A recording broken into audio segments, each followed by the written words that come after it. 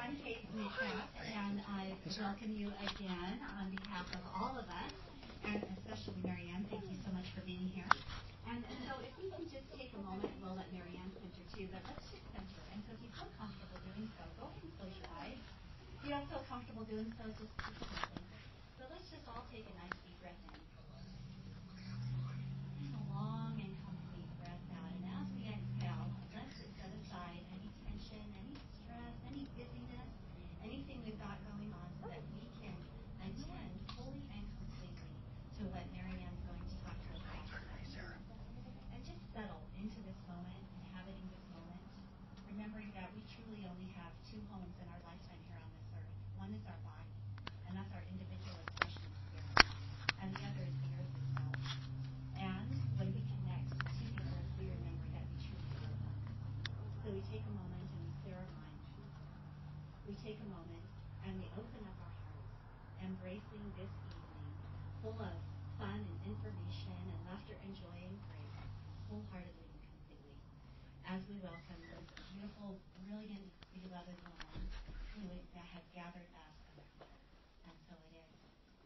So now I'm introducing Marianne Williamson, and she is going to take it from here.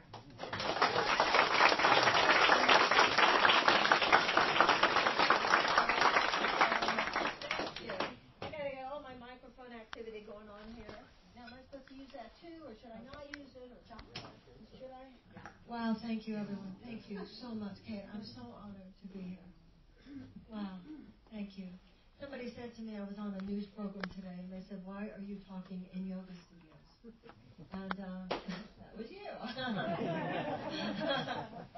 And you asked, why are you? Well, I think probably you're seeing now why I speak in yoga studios. I love speaking in yoga studios and in churches and in synagogues and also in colleges and universities for very similar reasons. Let me first talk about how I feel social change happens. Usually when we think of social or political change, we think of a horizontal axis. Political types think that the issue is to get more and more people to agree with you. So you get more and more people to agree with you by what usually is dumbing down the message more and more. Make it more and more innocuous so that you're not offending anyone, with the idea that if you do that, you'll get more and more people to agree with you. But I don't believe that's how real social change happens. The way real social change happens is along a vertical axis rather than a horizontal axis. You're not worrying about how many people hear you. You're worrying about how deep you go. And then what happens is that the depth, which is convicted, conviction is a fascinating psychological phenomenon. It's a force multiplier. So you're not dumbing down your message to get more people to agree with you. You're going as deep into your own truth and your own authenticity as you can, assuming that if enough people are there, that it becomes an attractive field of energy. And when an idea is shared, it grows stronger. So I'm more interested in going deep with whomever, right, than in trying to make the message something that more people will agree with. I call that the politics of people pleasing. And that's not why I'm doing this. I'm doing this because I feel that we have to have a really real conversation. You know, I've worked for 35 years in an area where that's what's going on. People don't usually come to me in my professional capacity because things are going well. I am called and somebody says, could I come speak to you? Why? The test results just came back and the news was not good. Cancer, whatever. Their child is addicted, it's heroin. The business is completely fallen apart. The spouse is left and they didn't expect that. And nobody comes over to talk to me at that time thinking that we're going to chit-chat. When your life is in trouble, you don't chit-chat. We've all had those experiences where we say to someone we love, we really need to talk. And we all know what that means. That means, no, this is serious. We need to get real. And that's when breakthroughs can happen, whatever breakthroughs are possible. It doesn't happen when you're in this chit-chat. It doesn't happen when you're in a superficial conversation. And that's how I feel about this country. We really need to talk. We really need to get real. This is very, very serious what's going on now. And yet, our political establishment, the whole conversation of what a friend texted me on my way over here, she called it the campaign industrial complex. This whole, the whole thing. It's a superficial inquiry. It's a narrow conversation. It's never totally true, the whole truth and nothing but the truth. Now, I don't blame the candidates for this. I don't even think that I'm running against them. I'm running with a lot of reading. And they're all telling the truth. The problem is that it's like when you're in a court of law and you have to raise your hand and you swear to tell the truth and the whole truth and nothing but the truth. We need to tell the whole truth now. On a day like today, if anything should be obvious. If it's not obvious today, then I don't know what is. And what happened today? This is just the 30th this year, school shooting. Isn't it interesting that nothing like that has been on the debate stage? Nothing like that is considered one of the major things we're talking about, or even anything we're talking about at all? Now I am. My whole campaign is based. One of my major pillars is the vulnerabilities, the challenges, the constant trauma of America's children. That's what I've been talking about. I talk about the Department of Children and Youth. But that's not what the establishment wants to talk about. There are no corporate profits there. This is serious, serious, serious. There are huge swaths of unnecessary human suffering. You've got millions of American children who go to school, and today, even after today, even more so. Millions of American children going to school, they go through gun lockdowns. Can you imagine the trauma that's going to be with these kids for the rest of their lives? Really? I mean, we used to hide under the desk in case the Russians came with the atomic bomb. Right? But it's not just the trauma of the children, it's the trauma of the teachers. I don't know if we have any public school teachers here. So they're traumatized too. And not to mention the parents. How many of you are parents who drop your kids off at school every day? This is in the back of everybody's mind today. We're not even talking about it. Because you don't want to upset anybody. So I believe we need to look at politics the way you look at going to a doctor. You don't expect the doctor to not be real with you about what the test results are. If the test results came back and they're not good, the doctor's not going to not want to upset you. The doctor's not going to say, well, let's not talk about it. You know, it's only stage 1, so it will be negative to discuss it. You expect the doctor to be real with you and to be honest with you.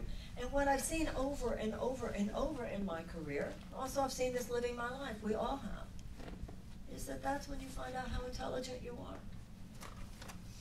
When I'm talking to people about the terrible things that have happened in their lives, I haven't met a dumb person yet. Dumb is just an act we do sometimes. Sometimes when something's really serious, somebody you love is in trouble, oh, you get really noble and really intelligent really quickly. These are our children being shot at school. We need to get really noble and really intelligent really quickly. And why aren't these children more protected? We know why they're not more protected. Because to protect them would be to cut into short-term profits for gun manufacturers. No different than anything else. Why don't we have universal health care? Ooh, we can't do that. That would cut into short-term profits for health insurance companies and big pharmaceutical companies. Why don't we take care of the earth and repair it at such a time as this? Ooh, that would cut into short-term profits for oil and gas.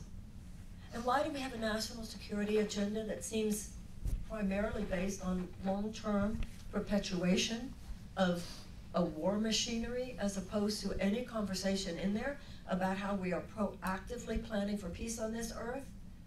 Ooh, we can't do that, can we? That would cut into short-term profits for defense contractors. We're going to just let that happen, are we? Or are we going to look to the political establishment which gave us all that and hope that they're going to fix it, huh? Yeah. Are we that naive, really? Are we that naive? You know, I find that, you know, everybody's read books like The Sociopath Next Door. We've all become very hip and cool. We all know when somebody's gaming you.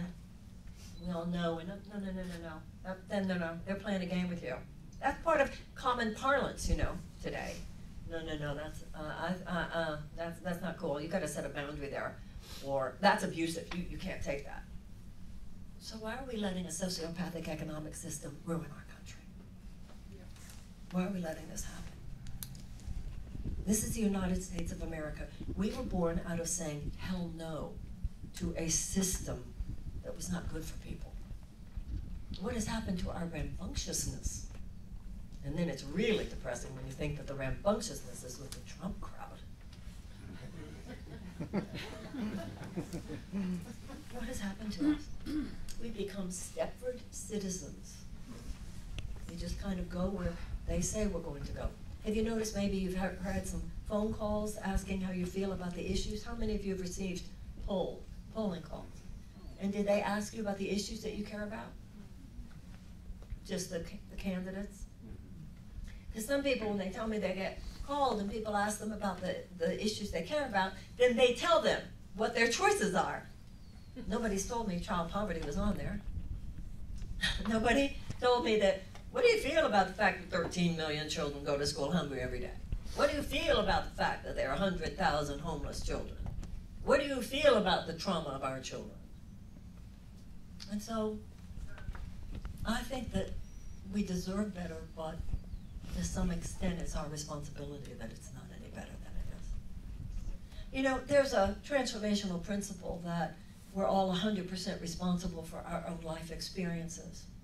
And I look at the current administration as kind of like an opportunistic infection.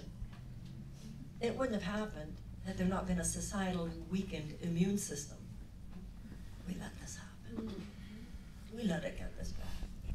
But the good news is, we can change it. But we have to take responsibility for it, and we have to be willing to look at it very clearly. That's what I have seen working with thousands and thousands of people during times of crisis. You've got to look in the mirror. We've got to take responsibility for our part in what's happened. We have to look in the mirror.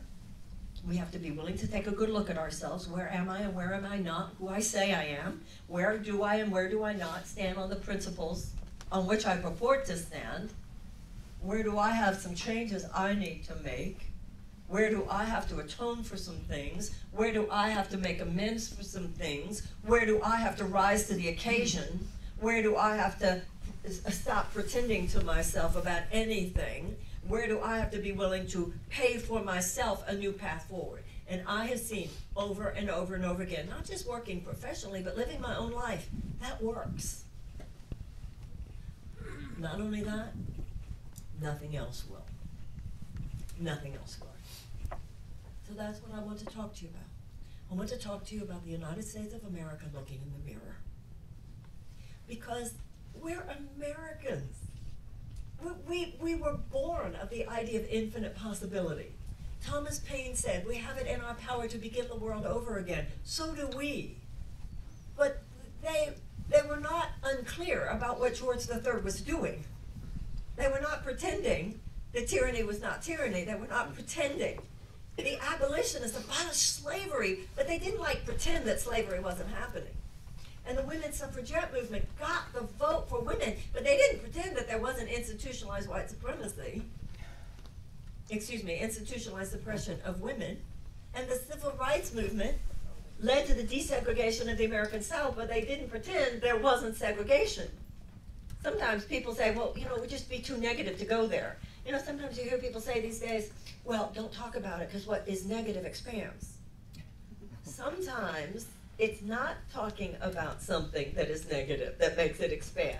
Otherwise, your doctor would come in and say, well, it's only stage 1. Let's just not discuss it. Nip it in the bud now. We're grown-ups. And as citizens, we have been infantilized. They treat us like they're children. Have you noticed that the political conversation, that's actually what they think. They actually think they're supposed to talk to the average American like they're a 14-year-old. But we're not 14. And we need to stop acting like we're 14. Because when we act like children, guess what happens? It becomes unsafe for children. That's the problem with us not acting like adults, is the children aren't safe to be children. That's kind of what it is to be an adult. People say it's so sad when a child doesn't get to experience their childhood, and that's true. But there's something really pathetic about adults who never get around to it. we're American women. We're not American girls. And you're American men. You're not American boys. And this is an emergency in our country. So I want to talk to you about where I feel we are, where I feel we've been, and what I feel we need to do to put this country back on track. First of all, we need to remember what happened in 1776.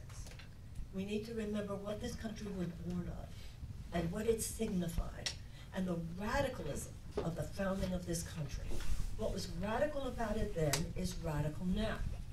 The very idea that everyone's created equal.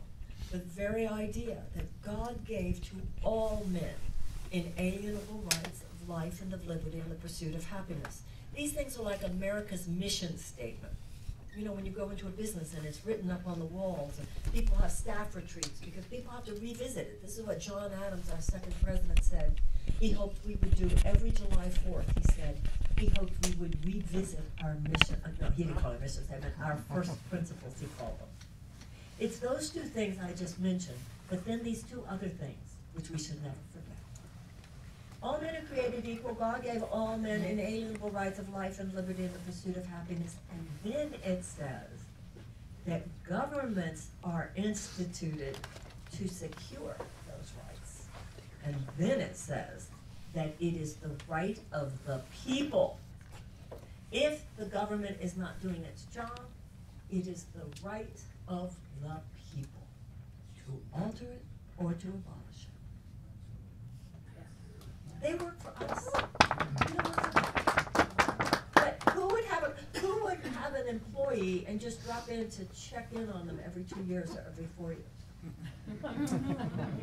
Especially when corporate lobbyists are, they're checking in on them every hour of every day. And that's what I mean by our being the immune cells that got kind of weakened. So let's go back, 1776, the men who signed the Declaration of Independence, very brave men, and I say they were brave because if the British had won that war, by signing that document, they would have been tried and executed. They would have been, I don't even think they would have been tried. They would have been executed as traitors against the King of England. But there were either 54 or 56. I always forget of them. I think 54. 41 of them were slave owners. So we've always been both.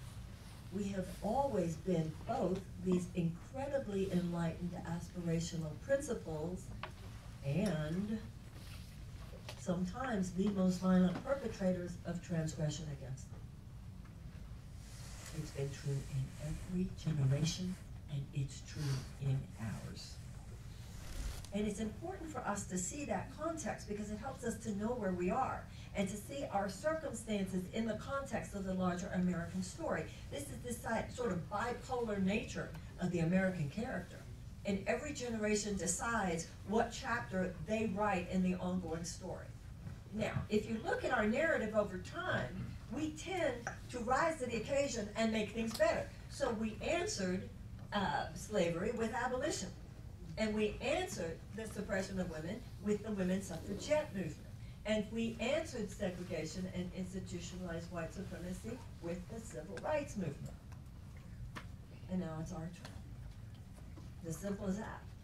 Because what's going on today is just the latest iteration of assault on the basic underpinnings of democracy.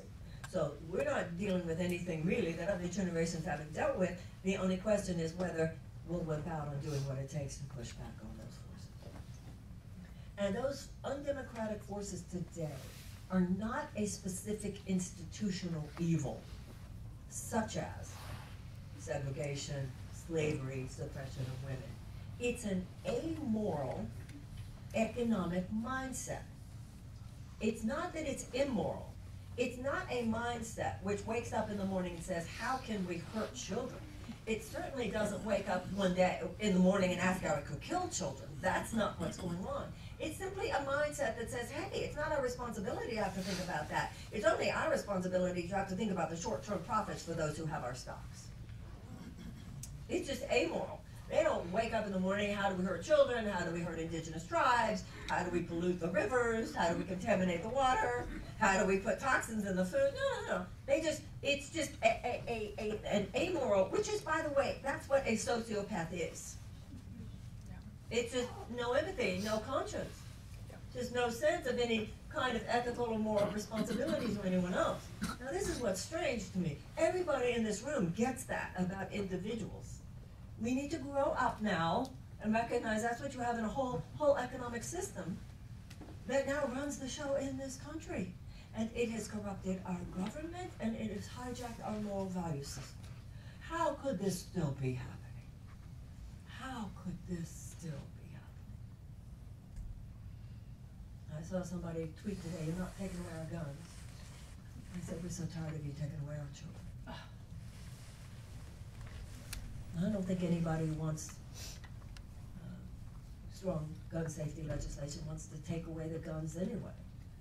I don't think any person, at least certainly not myself, I'm not, most people I know who want reasonable gun safety legislation don't want to get rid of the Second Amendment. Don't go messing with the Bill of Rights. And my father was a big lefty, but he taught me, and I agree with the conservatives on that. I think there was a reason why the founders said that the government can't be the only people who have the guns. But there's a difference between freedom and license, or in this case, lack of license. So we have to face something, and that's that we're not functioning today as a democracy. And if that's the case, shouldn't we at least discuss it?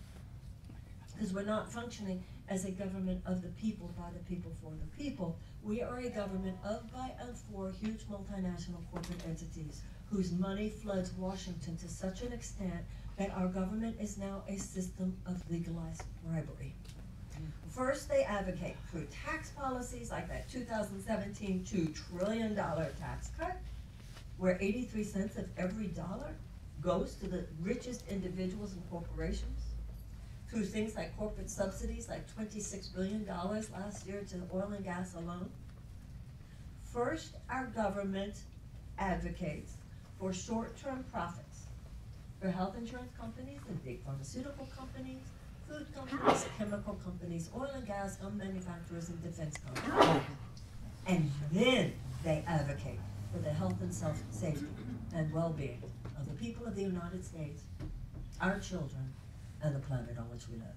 And we should also throw in there that there are other people in the world who get short shrift because of this as well. Is that something you want to say, sir? Can I? May I ask a question? If it's all right with you, may I finish, sir, and then I'm going to put it out to questions? Yeah, sure. Okay, thank you. Yeah, thank you. If this is the case, if this level of breach exists between what it means to be a democracy, because the whole idea of a representative democracy is that our government, because of elections, is supposed to be representing the will of the people.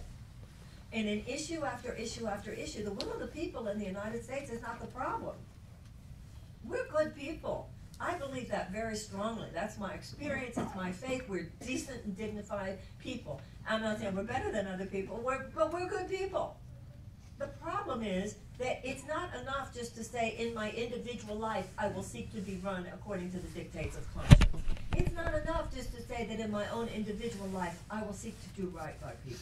It's not enough to say, in my own individual life, I will try to be a person of integrity and compassion. Public policy should also be guided by the dictates of conscience. Public policy should also do right by people. Public policy should also show mercy and compassion. But when you have public policy that is corrupted because it's held in the grip because of the undue influence of money by these huge sort of soulless corporate forces that have only their short-term profit in mind. And by the way, let's be really clear, this is not about individuals. This is not about people. Really good people are sucked into all this. It's about the corruption of a system. And the only thing that's going to change this is if you and I stand there. Get over any thought that it's going to change itself. The political status quo is here to perpetuate itself. It's not here to change itself. Abolition did not begin with the government. The government did not decide to end slavery. The abolitionist movement was people who rose up and people who stepped in. And the U.S. government did not say, let's just give women the right to vote. That's not what happened. With the women's suffrage movement, people rose up and people stepped in. And with the civil rights movement, the U.S. government did not say, let's just end segregation. People rose up and people stepped in. And I'm running for president because it is time once again. We repudiated aristocracy in 1776. What we have now is a corporate aristocracy. We reverted. It's like when a person regresses. We've regressed. We're an aristocracy again. We repudiated it in 1776. Very courageous people repudiated it in 1776, and it is time to repudiate it again. And with the abolitionist movement, and with the women's suffragette movement, and with the civil rights movement, the people stepped in. It is time, once again, for the people to step in. We're the grown-ups here.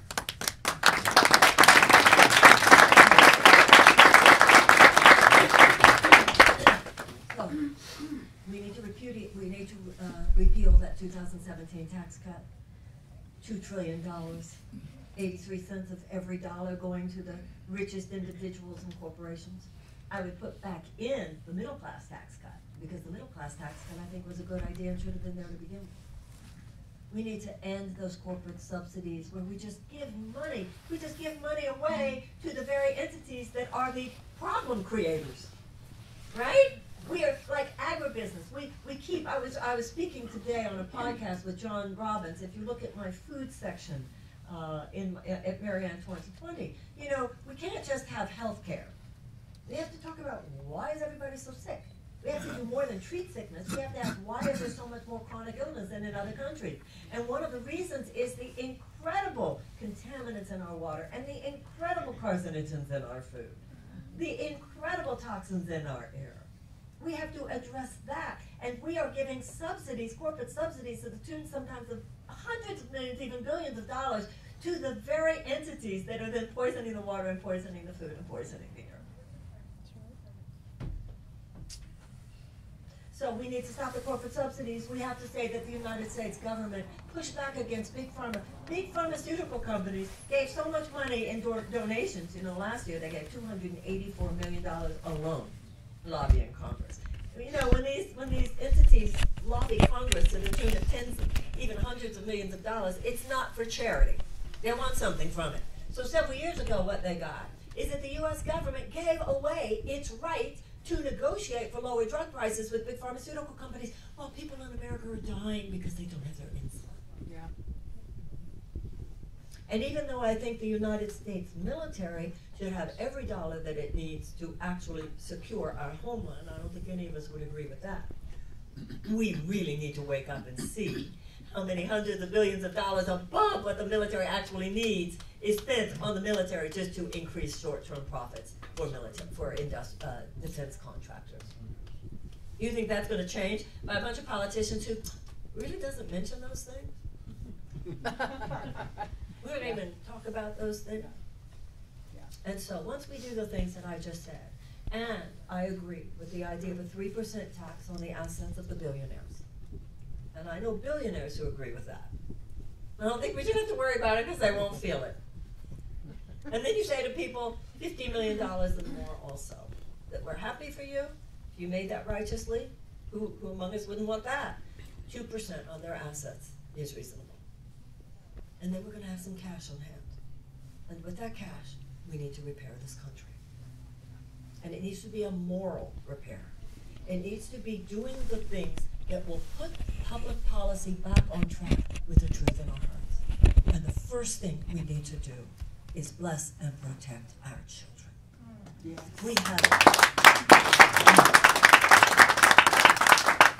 We have, as I said earlier, 13 million hungry children. We have millions of American children who go to school in classrooms that don't even have adequate school supplies to teach a child to read. If a child cannot learn to read by the age of 8, then the chances of high school graduation are drastically decreased, and the chances of incarceration are drastically increased. We have millions of American children with PTSD that is, they say, is as bad as the PTSD of a returning veteran. Now, listen, until recently, it was PTSD based on the fact that they're living in sometimes what's called the domestic war zones, you know, violence on the streets, etc. But now, this Santa Clarita High School today, that's a very nice neighborhood. I mean, these children are going through this in every neighborhood in America today. We need trauma-informed education. We need community wraparound services. We need mental health services. Right now, we have one mental health counselor for every 1,500 children in school. I talked to a principal at a school in Las Vegas who said she has elementary school students on suicide watch. And when she called the district to say, I need one of those counselors, the district told her that they couldn't send somebody out because her school's not one of the worst. We have millions of American children who go to school hungry every day. We need to stop basing our educational funding just on property taxes. How obscene is that? So if a kid was born into fortunate economic circumstances, they can have a quality education, and if they weren't, well, that's too bad. Where do you think they're going to be in 20 years? And if you want to see the fuel for an amazing 21st century, because that's what we want to talk about, we want to talk about creating an amazing chapter of American history. That's our job. Let's create something fabulous. Yes. But if we're going to do that, how are we going to do that? If you want to do that, I'll tell you how we're going to do that. There's nothing in the sun, and there's nothing in the wind, and there's nothing underneath the ground that can compare in power to take us into an amazing next century greater than the brain of every kindergartner. Yeah. That's where your power is.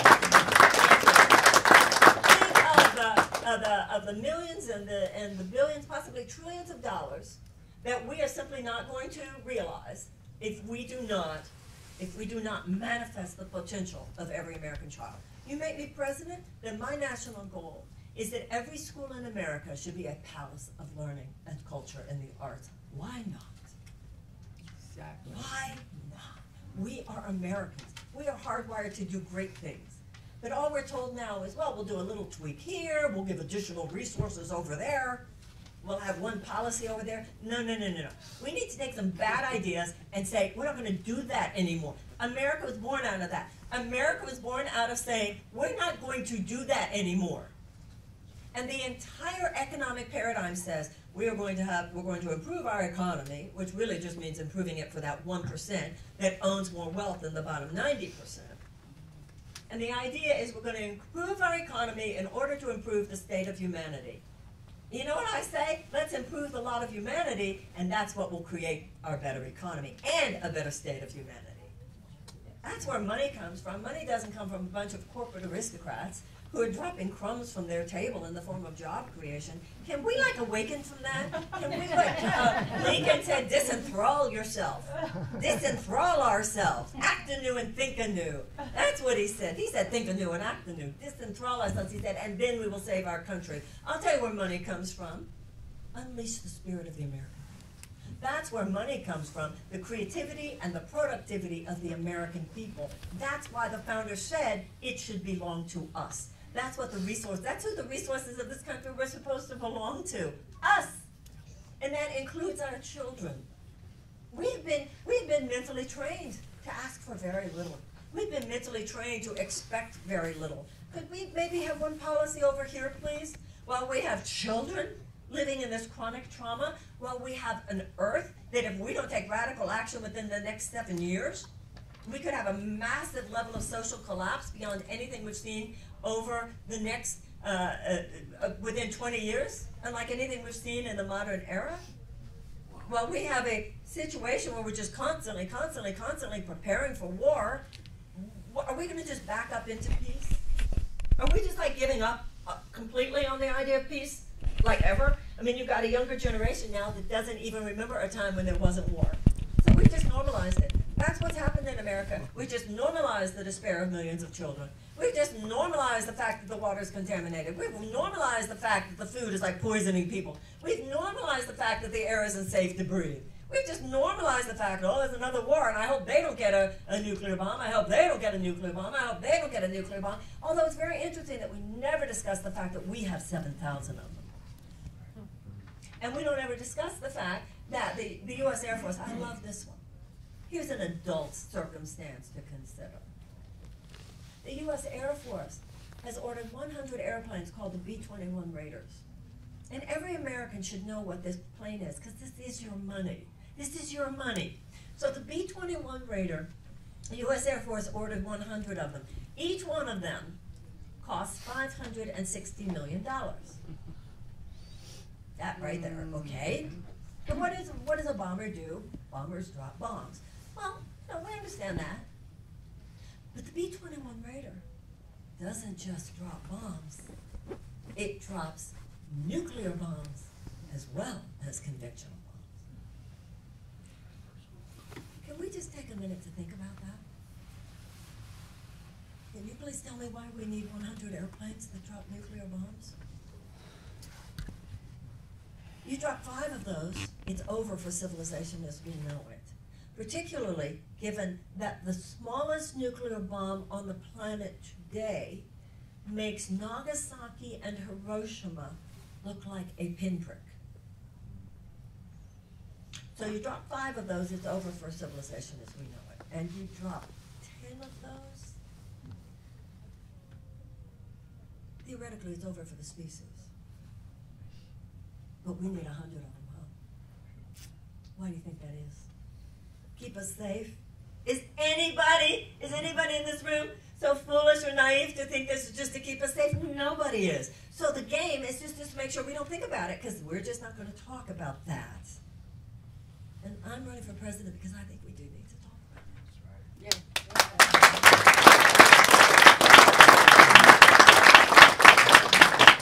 That's why I want a Department of Peace.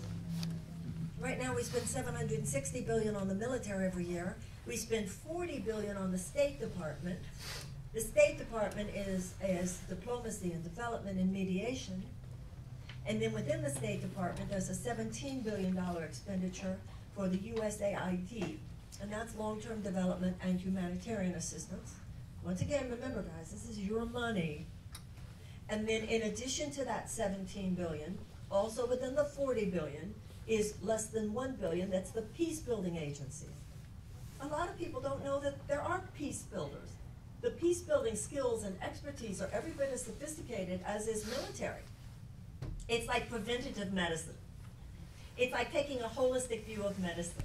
You also do preventative measures. You cultivate health. You don't just prepare for sickness. You have medicine available. We should have a strong military available. I didn't say we shouldn't. But you don't just take medicine, you cultivate health. And we shouldn't just have a strong military. We need to cultivate peace through humanitarian assistance, through reduction of violence against women, through expansion of economic opportunities and education. We should see desperate people, large groups of desperate people, as a national security risk.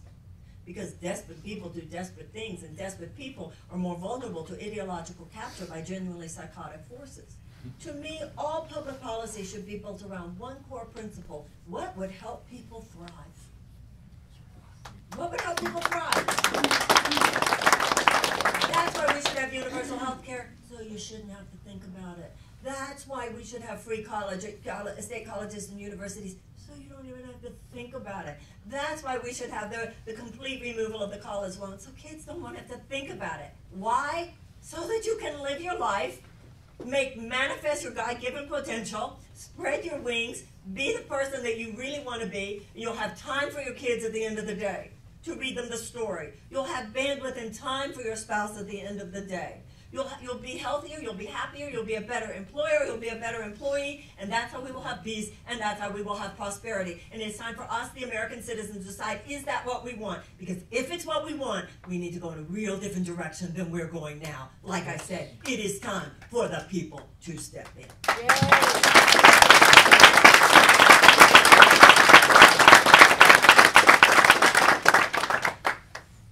And so it's ours to decide. And we should not kid ourselves. There are some people on this planet, I don't need to tell anybody here, hate is on the move. Hate, actual hate. We were talking about just people who don't care one way or the other. We've got, in addition to that, some people who do care, and they care about terrible things. They're racists and bigots and anti-Semites and homophobes and white nationalists. They're literally and figuratively on the march, not just in this country, but around the world. And they are convicted. But a lot more of us love than hate. I'm very clear about that. A lot more of us love in this country, and a lot more of us love in the world. But you know what? We need to get convicted behind our love. We need to get as convicted behind our love as some people are convicted behind their AIDS. Not just kind of, sort of. Not just, you know, when it's convenient. And not just for our children. It has to be love also for the children on the other side of town. It has to be love for children on the other side of the world. And I just want to say one more thing, and then I want to put it out for questions and conversation. I read a book by a woman named Sue Monk Kidd. You might have read, she wrote that book that was a huge bestseller, The Secret Life of Bees. She wrote a book called The Invention of Wings. And it was about two women who actually lived, called the Grimke sisters. And the Grimke sisters were very interesting. They were born into a slave-owning family in Charleston, South Carolina. And I had never thought about this phenomenon before. I mean, we all know the song Amazing Grace, and we know it was a slave trader and he saw.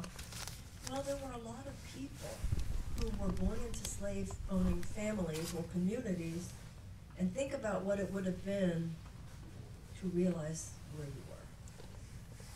To like, get it. What are we doing here?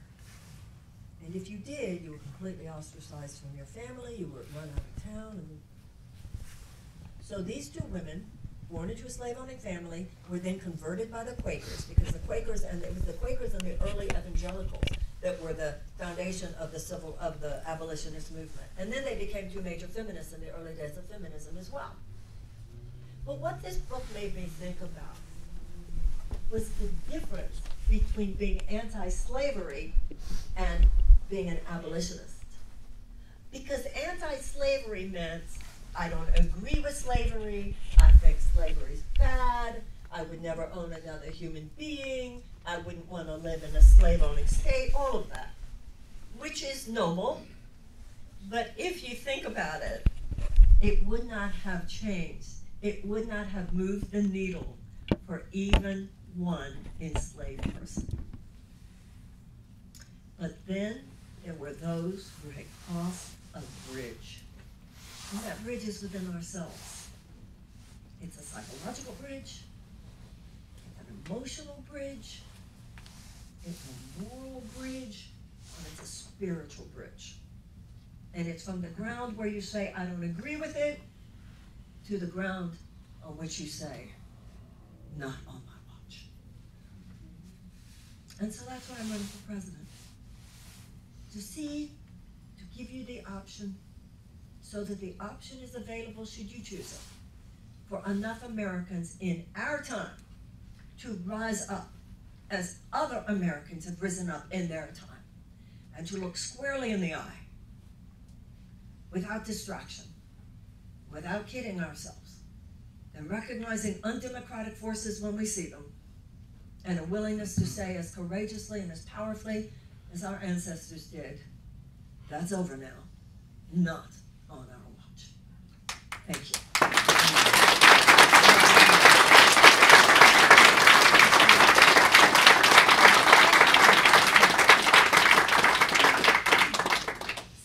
This gentleman has a question, and then anybody can ask a question or make a comment. We can talk about whatever you want. Yes, sir.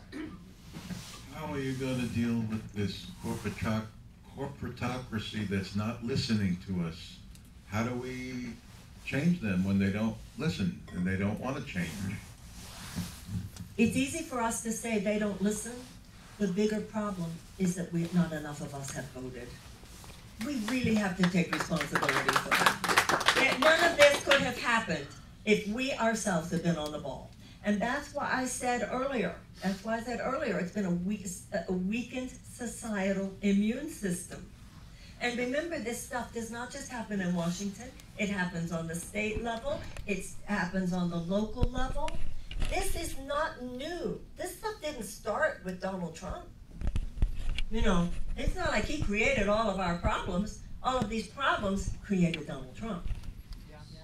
This has been coming for 40 years.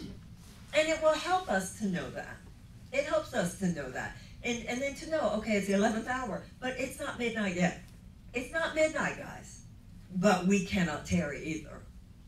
You know, I don't know if today did not prove we can't tarry. You know, sometimes people will say, somebody said to me about my campaign not long ago, "Oh, Marianne, you're the future." I don't know how much time you think we have. So, the way you deal about it, I mean, Abraham Lincoln said, there is not that much evil any government can perpetrate as long as the people remain vigilant. And what he was referring to specifically was the fact that even though with gerrymandering, God knows it's hard, technically, when it comes to the entire population of the House of Representatives, it can all be thrown out every 2 years. So it's really on us. That's a principle of personal growth. There you go, make it about other people. What did you not give? What did you not do? And we've kind of farmed out our citizenship. We farmed out our citizenship. Every time I hear somebody say, "I'm not political."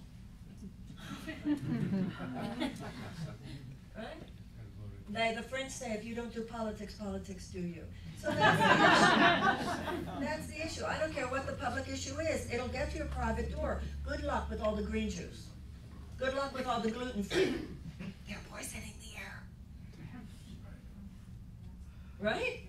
So we have to think in terms of, what have I not given? What part have I not played? Because there is nothing. I tell you something. Winston Churchill, the famous line from Winston Churchill, you can always count on the Americans to do the right thing after they have exhausted every other option. So we're kind of famous for that. People all over the world today are rolling their eyes. What are they thinking? Yeah. But you know what? If you know history at all, even though it's true that Americans are sometimes late to wake up, we're sometimes late to get there because we just have so much shopping to do first. Once we do get there, we slam it like nobody's business. Do not rule us out. Do not rule us out because we're awake now. Maybe we weren't awake before. And you know what? To some extent, thank you, Donald Trump, for waking us up. Because we're awake now. Just watch what's going to happen now if we decide to make it happen. Yes, ma'am. Yeah. Should I take that? Yeah. Can everyone hear me? Yes. Can someone help me Okay. with this? Maybe. I'll just say it. Okay. Yeah, Or yeah, you can yeah, just yeah. pass it around. Okay, Sure. thank Thank you. Thank you. My name is Hope Loudon. Thank you for coming. Thank you. I taught the first women's studies class at the college level ever offered to high schoolers in Northern Nevada, and at our most Title I high school. And I would like to report that they were more than eager to talk about it. And so because they understood that ignorance is dangerous, not protected. And so one of the first words that I taught them was condescending, when I promised I will not condescend to you. So my question to you is, how do we get adults who are scared and uncomfortable to realize that same truth and to start talking about it? You know, first of all, I think people want to talk about it. They don't know how to talk about it. I don't buy this idea that Americans are selfish and uncaring and apathetic. I think Americans are paralyzed. I think it's almost like when it comes to politics, we're all in an emotional muscle spasm. I don't think it's that we don't care. You know, you scratch the surface of every apathetic person. It's a person who cares so much they don't even know how to start the conversation. I don't think any American saw what happened today and didn't care. Very, very few Americans saw what happened today and didn't care. But I do think this, and this goes back to the first stuff I said today. We have a political establishment that is so based on a conversation that doesn't get to the heart of the matter. So based on a conversation of symptoms but not cause. That sometimes the most forward-thinking, heartfelt people don't want anything to do with it because it feels kind of toxic. So the more spiritually and emotionally progressive people disengaged from politics, the more toxic it became, which made people even disengage more, which made it more toxic, which made people disengage more. And now, believe me, it's toxic. If anybody knows it's somebody running for president, trust me, it's toxic. But what are we going to do? Say, okay, you can have the country. No. We know we need to go back into politics. We know we need to do that. Any person knows now the chronic political disengagement has got to stop. We know that. But we don't want to go back to it as it is. We must transform the field, which is why we're talking in a yoga studio. We have to create a new container. And that's what Mahatma Gandhi meant when he said politics should be sacred. Because he didn't mean, religious dogma or doctrine. He meant talking at a deeper level. Which goes back to what I was saying at the beginning about when people are in trouble and you get real. There's nothing that's wrong that we can't fix. Everywhere I go in this country, there are such people in this country. There are people who know what to do with the children. There are social workers and counselors and teachers and mental health experts, early childhood experts, early educational. There are people who are peace builders. There are people who know what to do for race reconciliation. There are people who know what to do for healing the earth and environmentalism and what to do with people in prison and when they get out of prison. There's nothing wrong that we can't heal. It's just that the people who know about the best stuff to do are not the ones who are called to the table of power. They're sitting over there somewhere trying to have $50,000 and $100,000 fundraisers while the government is giving hundreds of millions of dollars to the people who are creating the problems that these people then have to try to solve because of all the misery and despair it's causing in people's lives. We have to take the reins here. Does that make sense? And also in terms of the young people, I think we should lower the voting age to 17. I've heard some people say we should lower it to 16. I think even if we say 17, because these kids have more stake in what's going to happen than we do. And when it comes to these shootings, if anybody should have a say, it should be these kids. How do we take the reins? Vote for me.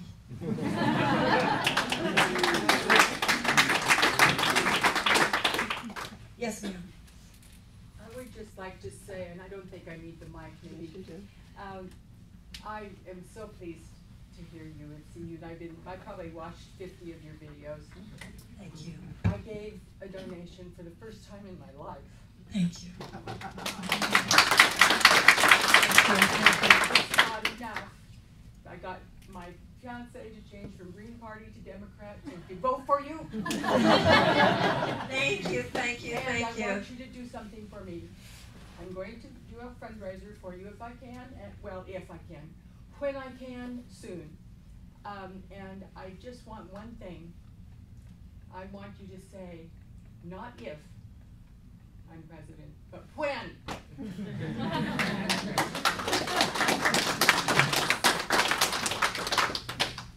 It's in your hands. There's something very profound about the primary system. There's something really profound about this. How amazing. Iowa, Nevada, New Hampshire, and South Carolina. It's like every time a plane takes off, as much time as I've flown, I can't imagine. I'm amazed that this thing taking off.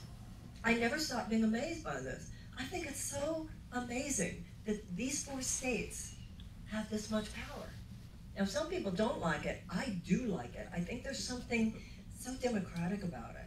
And what I find, and I see it in you today, I see it in Iowa, I see it in New Hampshire, and I see it in South Carolina.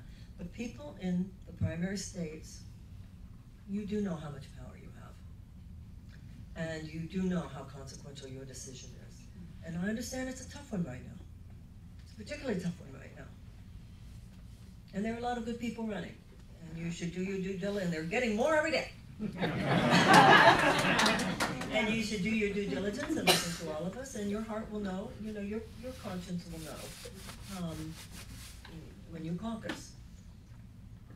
But the fact that you take it as seriously as you do and are listening as deeply as you're listening makes me believe that if you show up, whoever you show up for, America will be okay.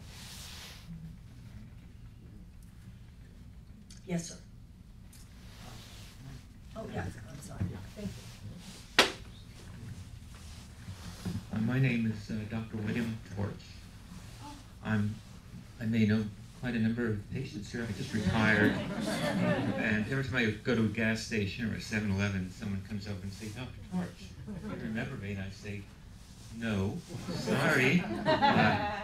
It's either because your problems were not that serious or for some other reason. But in any case, I gave your speech this morning, not knowing what the content of your talk was going to be, and I'm so happy to be here because everything that you've said just emphasizes the truth of what I felt this morning. I just was inducted to the Lions International, and about 2 weeks ago I brought my little granddaughter, who's now 19 months. I'm a pediatric neurologist, board-certified pediatric neurologist. I started out as a pediatrician, trained on the East Coast in New York, Washington, Boston, and came here in 1979. And after seeing 240,000 patient visits, I retired about 1.5 years ago. And when I came to Nevada, I was essentially coming to a beautiful land, the mountains, the trees, the snow-capped Lake Tahoe. And I left New York, Trump land, Brooklyn, where I grew up. Trump Village was in Brooklyn, by the way. So I think a lot of New Yorkers would say, don't call us Trump. Bernie Sanders is also from Brooklyn, too.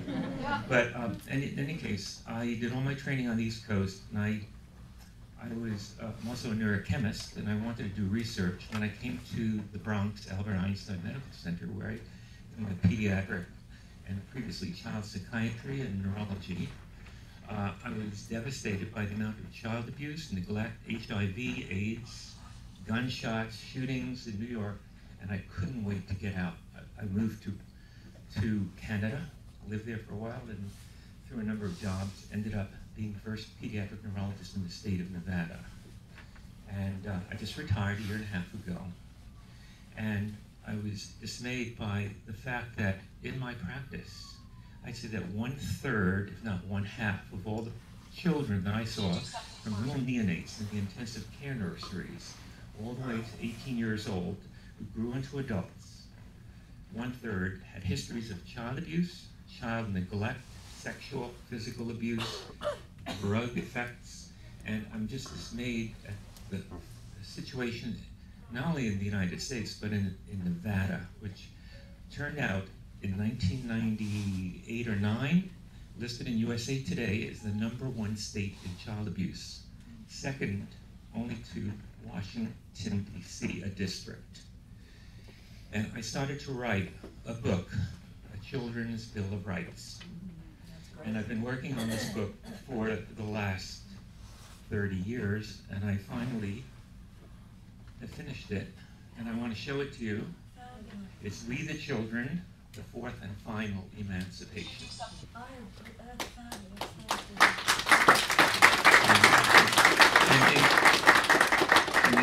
And including the book is a revised Declaration of Independence. It's a Declaration of Children's Rights. I've taken the preamble, and I've rewritten that as We the Children, and a list of articles which I see as being the foundation of a movement, and I want to commit myself to your work. And one more thing.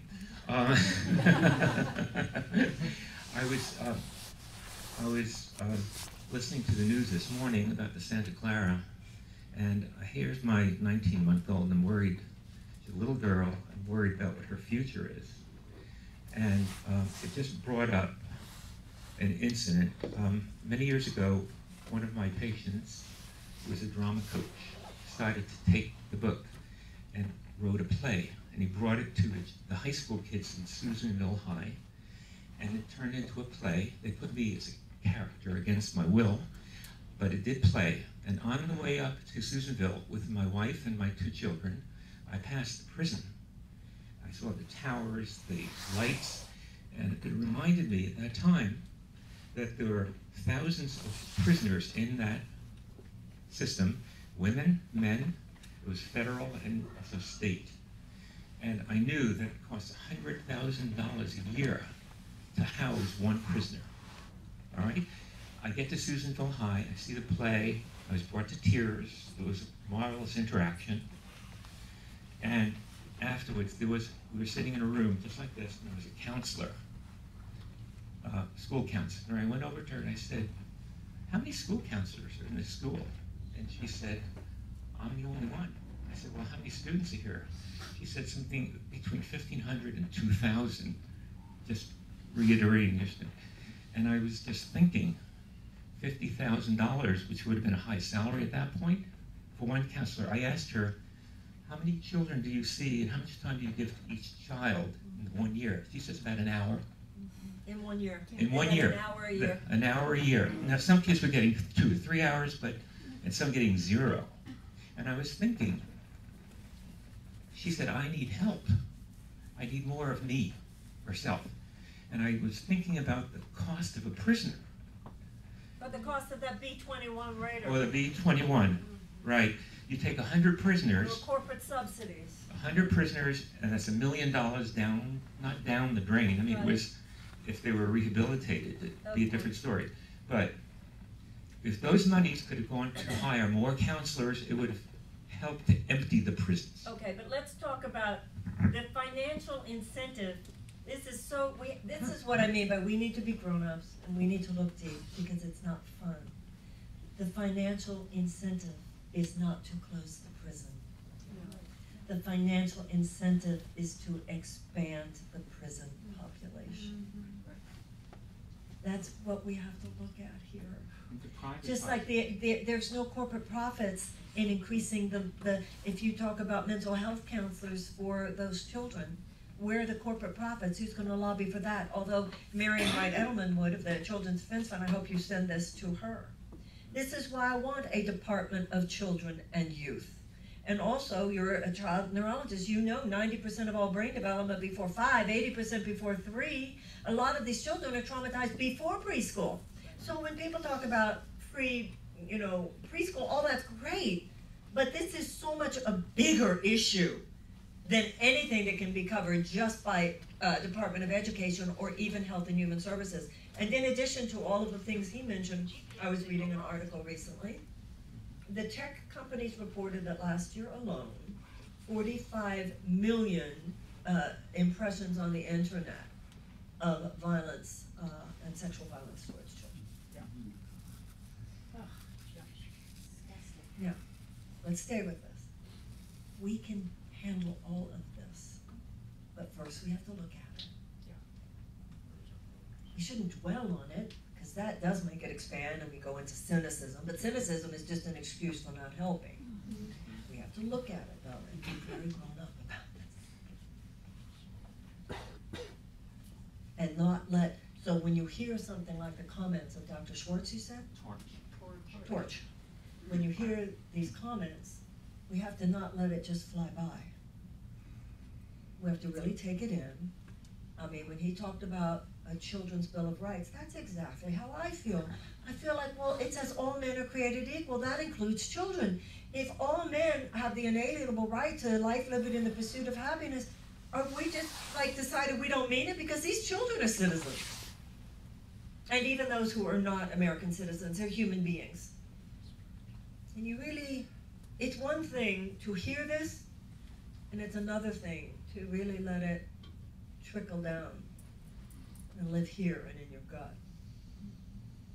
And that's where the new politics will come from. Because otherwise, even if you have a change on the level of policy, it'll be repealed with the next president. We need to have a transformational politics that causes a real change. Yes, ma'am. And then this gentleman here. Kind of on the same vein here, but talking about mental health counselors in schools. I'm working in the mental health industry as well as school industry. Say it again. To get mental health counselors in school, they actually have to have a master's degree. Here in Washoe County, most of our schools don't even have them because it's difficult to get all the training and schooling needed to do so. So, my question has more to do with how do we get more people in school? And how is that, is it feasible to erase student loan debt? Is that going to happen? How? Okay, so you mentioned two different issues there. The first one I want to ask you about, because someone came up to me, I think it was just last night, talking about the difference between a social worker and a marriage and child family counselor. And she was talking about how in some situations they only allow social workers, but that the counseling is the same. Here in some cases. They're called school counselors, and there's a master's, a specific degree you have to do in order to fill that position. Well, that which should be is changed. School counseling, and it's a very specific and expensive degree. Like people that are a social worker and an FT, they can't fill those positions.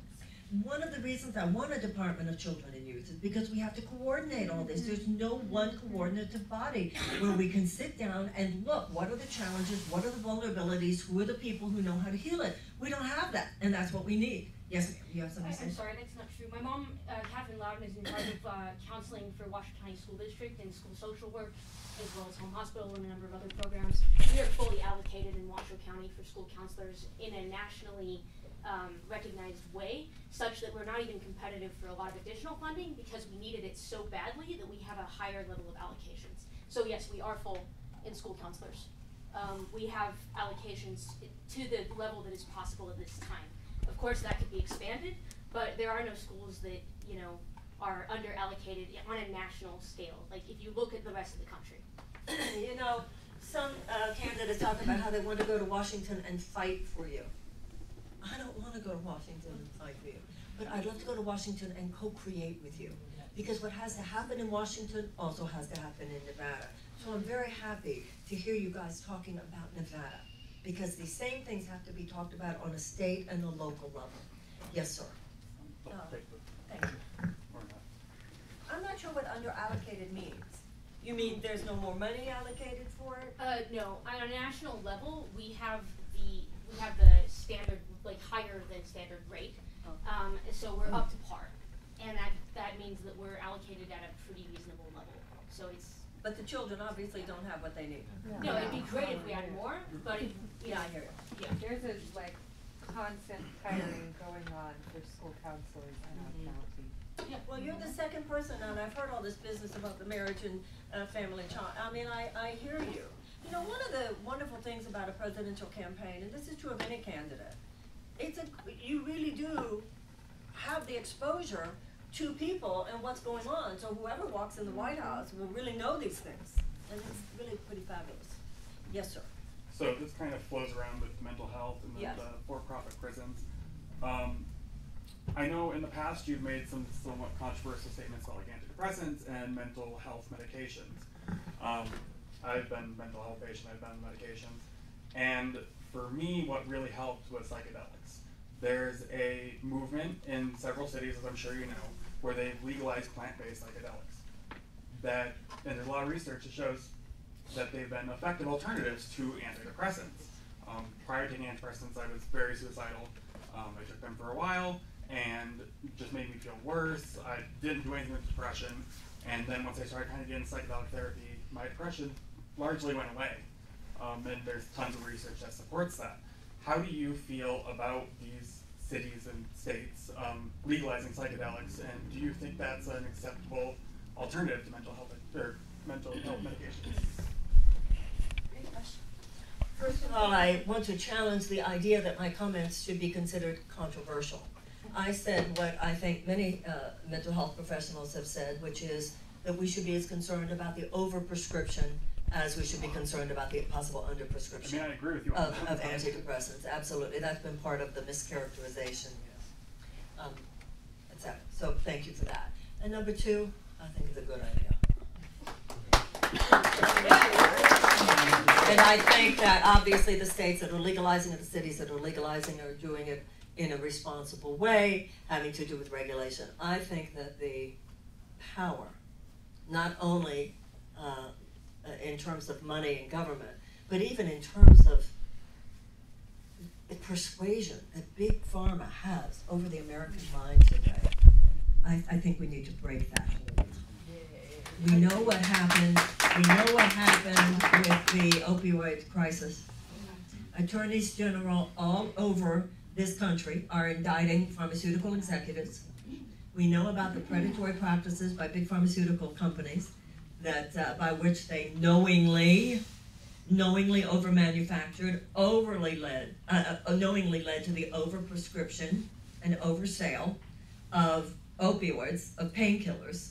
They knew what they were doing. So given the fact that we know this, I don't know why we're assuming that in every other instance they were just pure and have only our best interests at heart. I'm sorry. I think that they have they do a great service with drugs that we've all taken, if you have an illness. And I'm not saying painkillers don't have a place. I'm not even saying that antidepressants don't have a place. But I am saying that whenever you have a big market, remember, those of you who are young don't even remember this. There was a time before the 1980s, they couldn't even big pharmaceutical companies could not advertise on television. Right. This only came about with the Reagan influx of deregulation. So, yes. Yes, ma'am. This lady, that lady. Okay, my question is for our First Nations people. For what? Our First Nations people. And I believe that there needs to be a public acknowledgement of what happened in the residential schools by our government. And we're really late to the party. Canada's already taken care of it. Australia's already, they're working on reparations, or at least they're acknowledging what happened. And when there's a wound, that is covered and there's no light or air getting to it, it refuses to heal. And so I'm wondering how can we get our government, how can we get our leaders in this country to acknowledge what happened to our First Nations people so they can begin their healing process and we can find our cultural identity in the United States of America. You begin by electing new leaders. And you're like me, I'll tell you that when you're first thing you need to do is take down that picture of Andrew Jackson from the Oval Office walls. What an insult, what an insult. He was good on the banks, but absolutely terrible with the Trail of Tears, obviously. The genocide and cultural annihilation of the Native Americans is great evil in America's past, including the residential schools. Which went on longer than some people might believe. I said to you earlier, we need a politics in which America looks in the mirror. You probably know that I have a plan for reparations for slavery, and we also need to take reparative measures with First Nations. It's different. With First Nations, it's the genocide, it's a cultural annihilation, and it's also broken treaties and unfairly negotiated treaties. So we have to go back and make some things right that have been made wrong. In 1863, we promised them the Black Hills of South Dakota. It is time to give the Sioux the Black Hills of South Dakota. This could be done without, you could give the majority of that land back, it would not cause any problems for the governors of that state. There are treaties, you have to go one by one, the treaties that have been broken by us, the ways that the United States, even today, with the Bakken pipeline, with the XL pipeline, even today, we are taking the side of big oil, even when it is a transgression against the mineral rights, the water rights, and the sacred rights, and the land rights of the First Nations. Also, they are the poorest of the poor. Also, there's something now called the Savannah Act because of all these murdered, and there's a whole phenomenon now with the murdered and missing indigenous women. So for a nation, it's just like for an individual. It's where do you put your focus? And I agree with you. And that's why I talk about this, that a country cannot have the future we want if we're not willing to clean up the past. And that has to do not only with our relationships with Black America, but also with the First Nations. Germany has paid $89 billion in reparations to Jewish organizations since World War II. I mean, it doesn't mean the Holocaust didn't happen, but it has gone far towards establishing reconciliation between Germany and the Jews of Europe. And also, in 1988, Ronald Reagan signed the American Civil Liberties Act, whereby for every person who was a surviving prisoner from the Japanese internment camps during World War II was paid between $20,000 and $22,000. So by the mid-20th century, first of all, after the Civil War, blacks were promised 40 acres and a mule for every former black family, enslaved family. By the middle of the 20th century, we weren't just believing in this principle, we were practicing it. And it's time for us to practice it with both those populations. Yes, ma'am. First, I want to say thank you for coming back to the YogaPearl. Thank And you. It's great to be here. It's an honor to listen to you tell all these people in the room that they have the power. And thank you to the woman in the back who had her fiance register as a Democrat. My name is Sarah, and I am a volunteer leader. I'm the chair of the Democratic Party of Washoe County. And I noticed that you put in your literature the word caucus. There's very few states who caucus anymore. It is very confusing. And it is a privilege for us to be the third state in the nation and the first in the West. And after Iowa and New Hampshire, we are actually the bellwether state. We are a diverse state. We look like the rest of the nation. And all eyes will be on Nevada because we know what happened in 2016. We were the bright beacon of light that went blue in 2016. We also made national news in 2018 by electing a Democratic governor the first time in 20 years, almost every statewide constitutional office, and the first female-led legislature in the nation.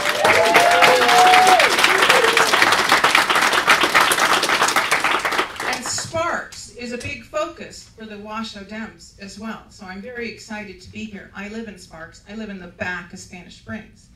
And I am a volunteer, but I brought two Nevada Dems organizers. They are staff from other parts of the country because this is a very popular place to work if you want to have a history of turning another Washoe County blue.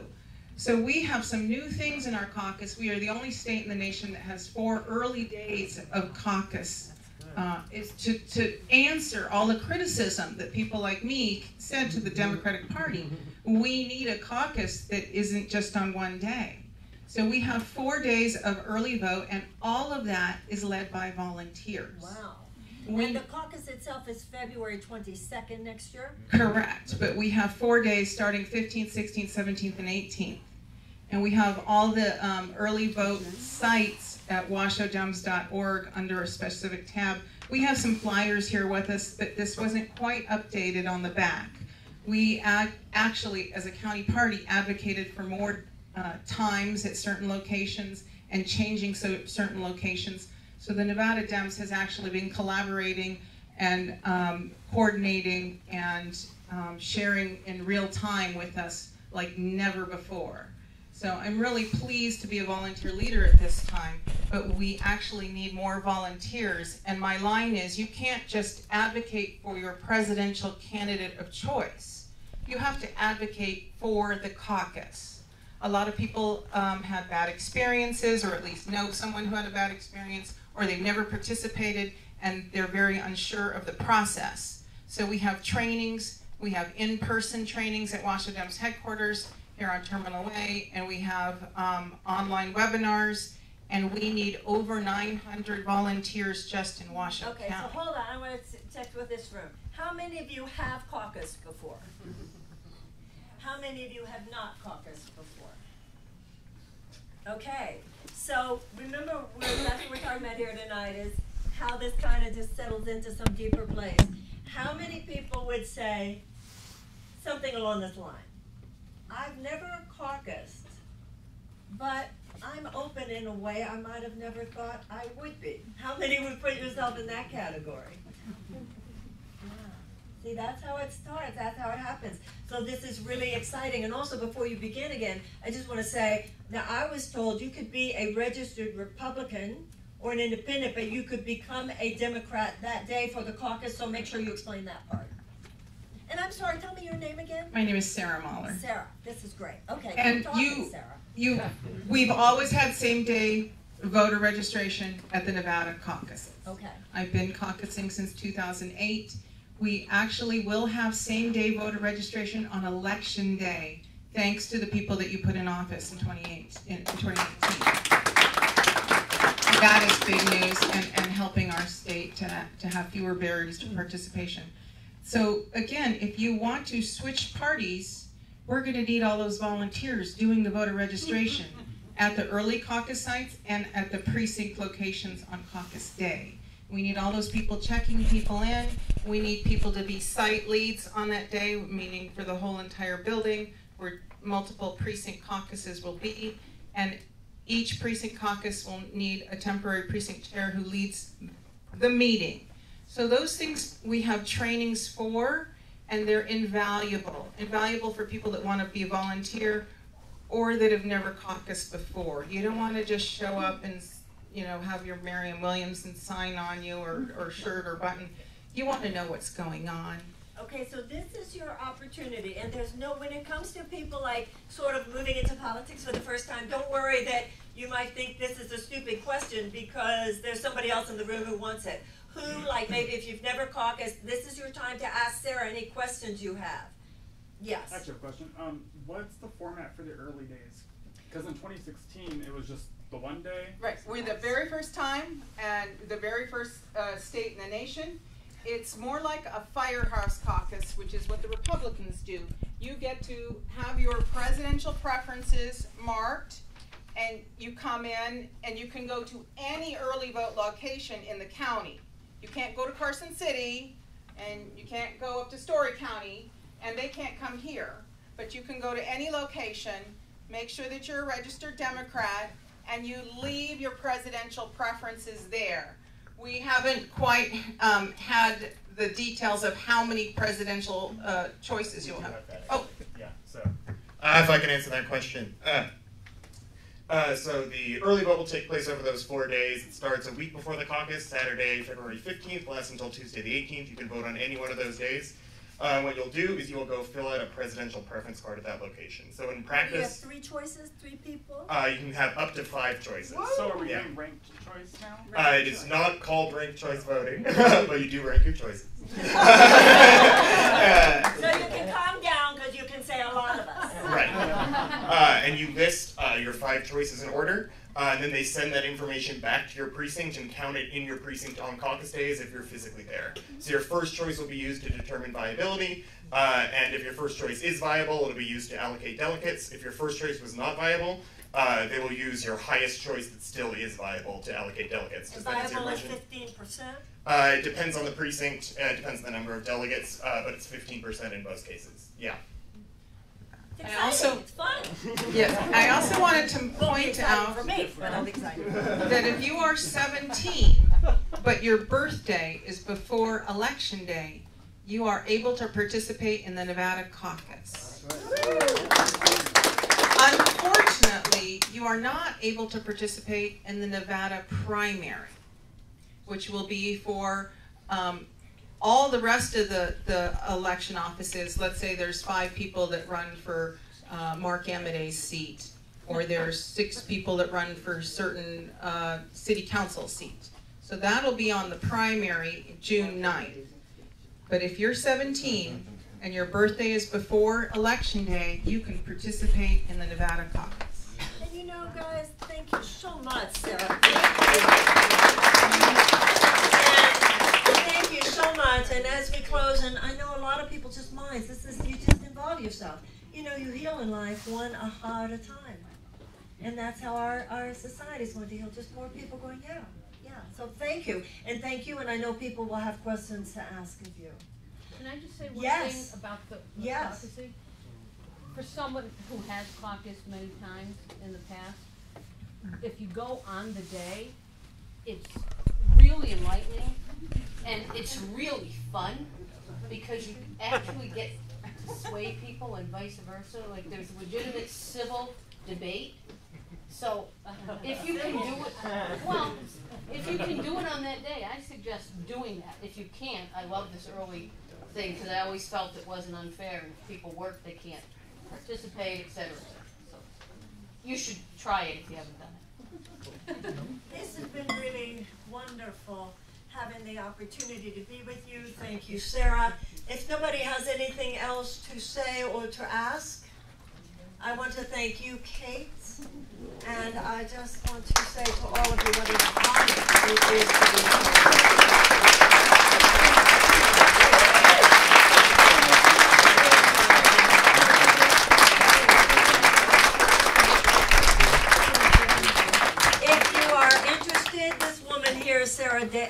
Samantha Davis, this woman right here, she's raising her hand right now, is head of our Nevada operations. Brand new state director here. In 2016, I helped fuel the political revolution, and this time I'm helping to fuel the political evolution. So we're getting started. Be sure to see Sarah if you have questions about policy.